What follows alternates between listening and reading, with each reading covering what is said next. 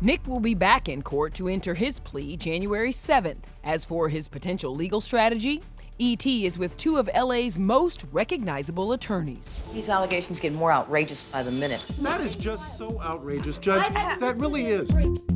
Winona Ryder, Michael Jackson, and the Menendez brothers' defense attorney Mark Geragos, Not guilty of and O.J. Simpson prosecutor Marcia Clark. When you heard the words double murder, Brentwood, celebrity, what kind of feelings did that bring up for you?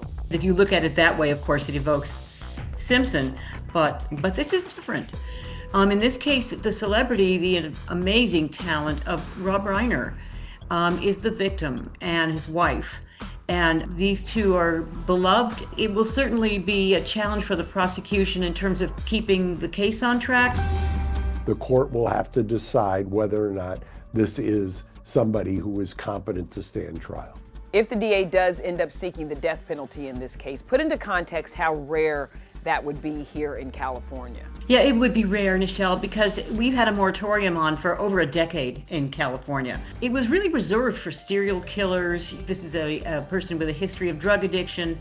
Not that that means, he's not liable, but I would not expect that it would be a situation where they would be seriously considering the death penalty. There are very, very complex and serious issues that are associated with this case. I do know that his lawyer, Alan Jackson, was a prosecutor in Los Angeles. He prosecuted Phil Spector. He knows what he's doing.